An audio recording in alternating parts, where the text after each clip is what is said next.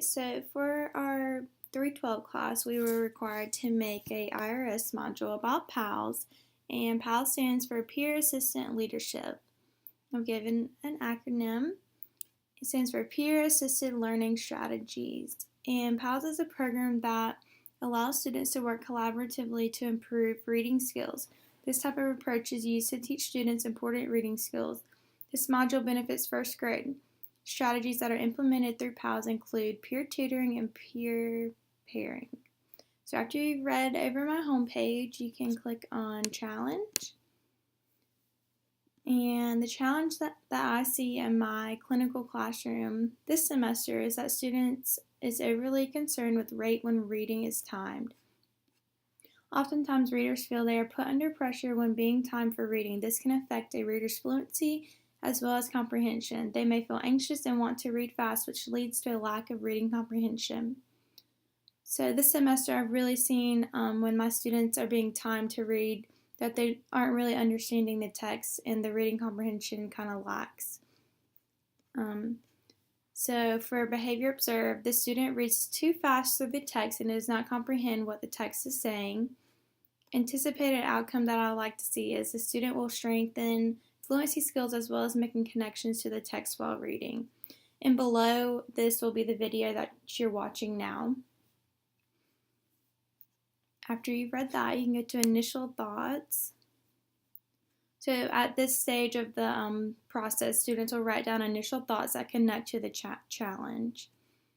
So I have typed, what types of activities can Ms. Gibbons do to increase fluency when being timed to read? And how can Ms. Gibbons practice making connections to the text when being timed to read? So after you think about that, you can move on to the next page, which is perspective and resources. And here I've listed the objective, which is students can read a grade level text with fluency when being timed. And the standard, read with sufficient accuracy and fluency to support comprehension. So I've listed my challenge. What types of activities can Ms. Gibbons do to increase fluency skills when being timed to read? And I've also listed different strategies that you can use in the classroom and how you can implement or integrate PALS with these strategies. I listed those below. After you've read through that, you can click on Fluency. Being timed to read is continued on to Perspective and Resources. So as Ms. Gibbons does research on strategies to help improve readers' fluency when being timed, she found a reader strategy called PALS. This strategy that allows students to work collaboratively together and is an approach to teach students important literacy skills. Ways to implement PALS in the classroom is to pair a high-leveled reader with a low-leveled reader. And after you read that, you can click on Reader's Theater, and this is how I personally integrated PALS with students in the classroom, and I did it with Reader's Theater. And this is an easy and fun way to allow students to practice reading while being timed. You can do this by creating stories or plays that allow students to pick different roles. Students have 1 minute to read as much of the story or play as possible and be able to recount and retell key details from the story or play. And below I have provided a video of how I implemented this in the classroom, and I'll play a little bit of it so you can see. You can see one student of the pair has a timer and the other one is reading. They each have 1 minute to time each other.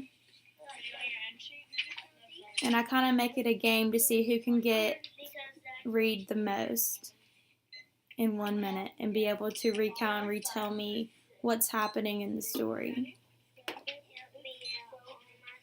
So the kids really like this and they get to practice fluency and being timed while reading. And then after you've looked at that, you can click on Wrap Up. So pretty much about PALS. PALS is a research strategy that has been proven to improve students' reading skills.